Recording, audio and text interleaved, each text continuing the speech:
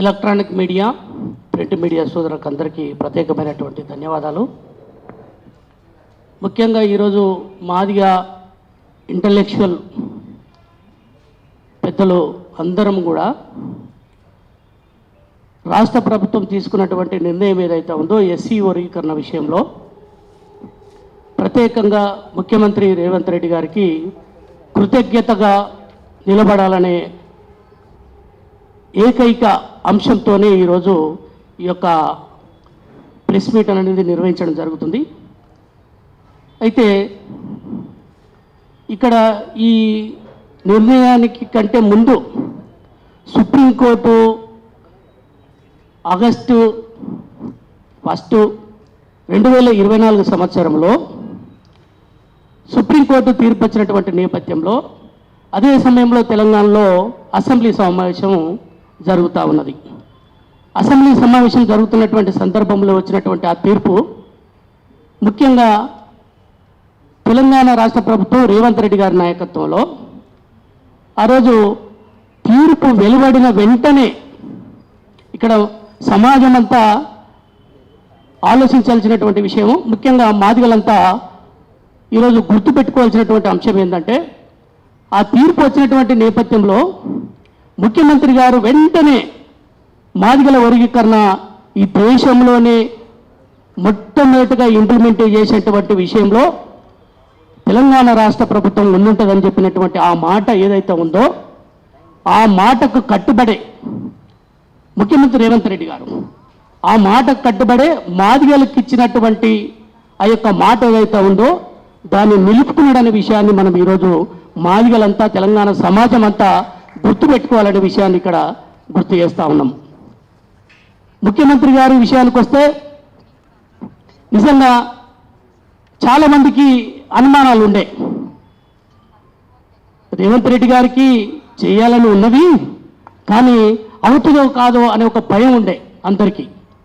కానీ ఇక్కడ రేవంత్ రెడ్డి గారి యొక్క చొరవ, రేవంత్ రెడ్డి గారి యొక్క ప్రత్యేకమైనటువంటి దృష్టి, మొన్న అసెంబ్లీ మాట్లాడినటువంటి విషయాన్ని మీరు చూసినట్లయితే ఆయన ఎమోషనల్ అంటే మాదిగలకు న్యాయం చేసే దగ్గర, మాదిగ జాతికి న్యాయం చేసే దగ్గర, వర్గీకరణను ఇంప్లిమెంటేషన్ చేసే దగ్గర నా జీవితంలో ఆయన అన్న మాటలు, నా జీవితంలో ఇంత గొప్ప సంతృప్తి ఇచ్చేటువంటి విషయాన్ని నేను ఇక్కడ ఈ వర్గీకరణ మాదిగల కోసం చేస్తున్నానంటే ఇంతకంటే అదృష్టంగా నాకు ఏ విషయం లేదని చెప్పేసి చెప్పడం జరిగింది.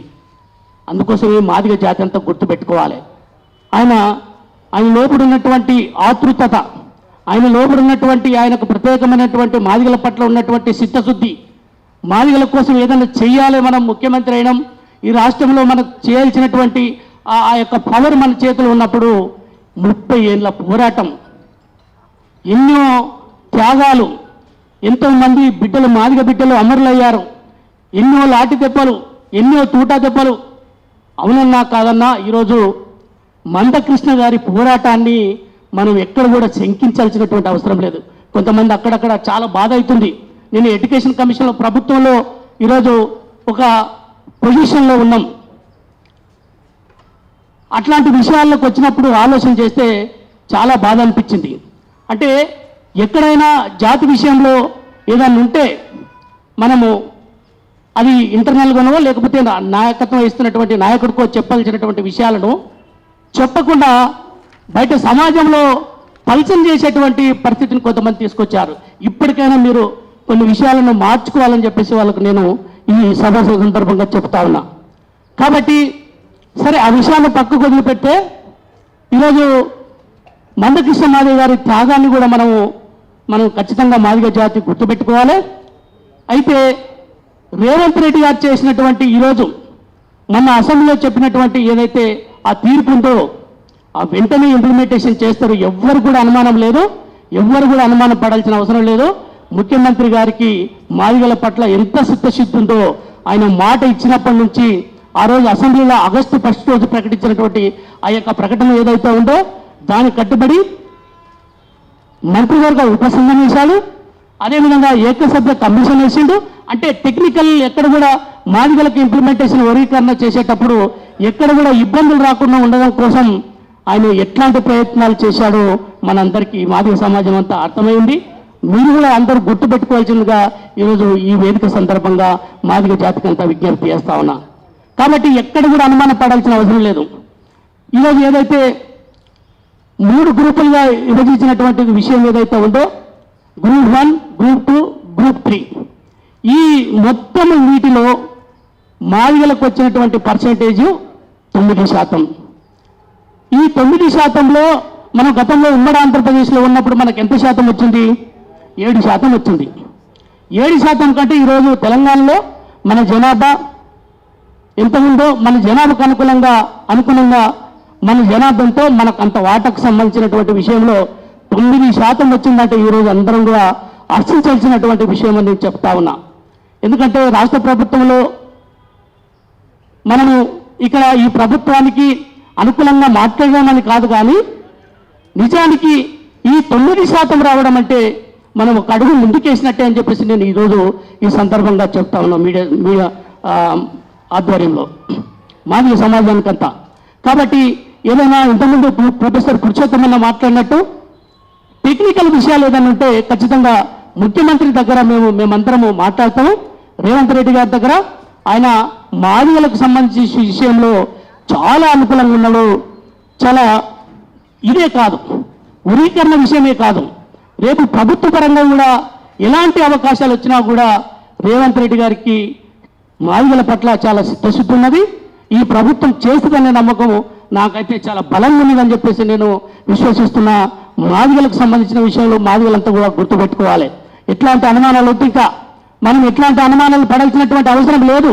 కాబట్టి మీరంతా కూడా మనమంతా ఇక్కడ మాదిగ ఇంటలెక్చువల్గా చాలామంది ఇంకా ఉన్నాము. వాళ్ళందరం కూడా కలుసుకొని రేవంత్ రెడ్డి గారికి ప్రత్యేకమైనటువంటి ధన్యవాదాలు తెలుపుతాము.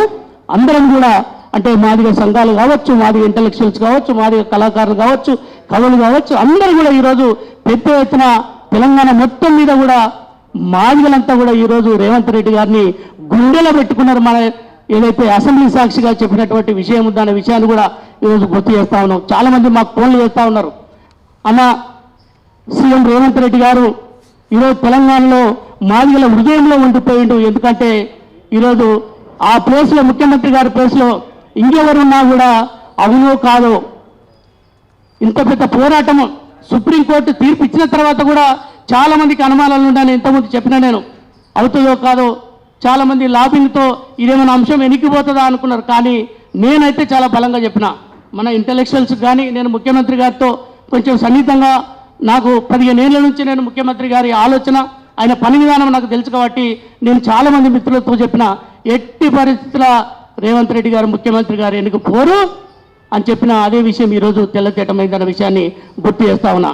అందుకోసమే తెలంగాణ సమాజం అంతా, మాదిగ సమాజం అంతా కూడా ఈరోజు ప్రతి ఒక్కరు, ప్రతి మాదిగ ఇంట్లో సీఎం రేవంత్ రెడ్డి గారి యొక్క చిత్రపటం ఉండబోతుందన్న విషయాన్ని నేను గుర్తు చేస్తా ఉన్నా. కాబట్టి ఈరోజు మాదిగల ఇంటలెక్చువల్స్ కూడా ఒక విజ్ఞప్తి చేయదలుచుకున్నా నేను. మనమంతా కూడా ఈరోజు ముఖ్యమంత్రి రేవంత్ రెడ్డి గారు ఇంత చారిత్రకమైనటువంటి నిర్ణయం తీసుకొని ఇన్నేళ్ల పోరాటాన్ని గౌరవించి మన పట్ల ప్రేమ ఉన్నటువంటి దాన్ని ఈరోజు ఈ మాదిగలు అనగారిపోయినారు, మాదిగలు వెనుకబడిపోయినారు, సామాజికంగా, ఆర్థికంగా, విద్యాపరంగా, రాజకీయంగా వెనుకబడిపోయినారు. కాబట్టి వీళ్ళని ఆదుకోవాలి, వీళ్ళని పైకి తీసుకురావాలని చెప్పేసి ముఖ్యమంత్రి గారి ఆలోచన ఏదైతుందో ఆ ఆలోచన ఉన్నది. కాబట్టి ఆ ఆలోచన ఉన్నటువంటి ముఖ్యమంత్రి గారికి మనం కూడా అండగా నిలబడవలసినటువంటి అవసరం ఉందని చెప్పేసి మీ అందరికీ నేను విజ్ఞప్తి చేస్తా ఉన్నా. కాబట్టి నేను ఫైనల్గా ఒక విషయం చెప్పదలుచుకున్నా. ఏదైతే ఈ యొక్క తీర్పు వచ్చినటువంటి నేపథ్యంలో అది జీవో రూపంలో ఖచ్చితంగా మళ్ళీ మన ముందుకు రాబోతుంది. కాబట్టి ఈ జీవో వచ్చిన తర్వాత పెద్ద ఎత్తున ఈ రాష్ట్ర ప్రభుత్వం ముఖ్యమంత్రి రేవంత్ రెడ్డి గారికి ఒక కృతజ్ఞత సభ పెద్ద ఎత్తున నిర్వహించుకొని, మనమంతా మాదిగలంతా మన మాదిగల విజయోత్సవ సభగా నిర్ణయించుకొని ప్రతి మాదిగ గుడంలో సీఎం రేవంత్ రెడ్డి గారికి పాలాభిషేకం రూపేణ, లేదంటే కృతజ్ఞత రూపేణ, ఏ రూపేణైనా ఆయనకు కృతజ్ఞత తెలుపాల్సినటువంటి అవసరం ఉందని చెప్పేసి మనసా వాచా కోరుకుంటున్నాను. కాబట్టి ఈ విషయాన్ని మాదిగ సమాజం అంతా ఆలోచన చేయాలి, మాదిగ సమాజం అంతా దీన్ని ముందుకు తీసుకుపోవాలి. అదేవిధంగా మందకృష్ణను కూడా ఈ సందర్భంగా ప్రత్యేకమైన ధన్యవాదాలు తెలియజేస్తున్నా. ఎందుకోసమనంటే ఈ మన జరిగినటువంటి ఏదైతే ఈ వర్గీకరణ అంశంలో ముఖ్యమంత్రి గారు చొరవ చూపి అసెంబ్లీలో మనకు చేసినటువంటి ఈ ప్రకటన ఏదైతే ఉందో, ఆందోళన ఏదైతే ఉందో, దీని సందర్భంగా 1,00,000 డబ్బులు 1,000 గొంతులు అనే కార్యక్రమాన్ని వాయిదా వేసుకోవడం అనేది మరి రాష్ట్ర ప్రభుత్వం తరఫు నుంచి మేము ప్రత్యేకమైనటువంటి ధన్యవాదాలు తెలియజేస్తా ఉన్నా. ఎందుకోసమనంటే ఈ సందర్భంగా రాష్ట్ర ప్రభుత్వం చేసినటువంటి నిర్ణయాన్ని మన ముఖ్యమంత్రి గారి ఆలోచన విధానాన్ని గౌరవిస్తూనే మందకృష్ణ కూడా దాన్ని స్వాగతించి ముఖ్యమంత్రి గారిని గౌరవించి ఆ యొక్క కార్యక్రమాన్ని వాయిదా వేసుకోవడం అనేది చాలా శుభ సందర్భం. ఎందుకంటే మనము ఇక ఫైనల్ స్టేజ్కి వచ్చాం కాబట్టి ఈ విషయాన్ని కూడా దృష్టిలో పెట్టుకొని మందకృష్ణ మాదిగన్న కూడా దాన్ని ఆ వాయిదా వేసుకోవడం అనేది జరిగింది. కాబట్టి ఈ విషయాన్ని కూడా మేము అభినందిస్తా ఉన్నాం.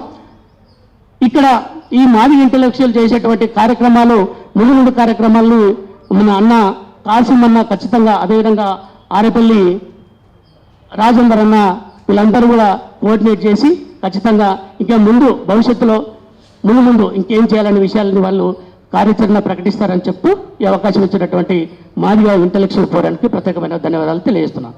Thank you.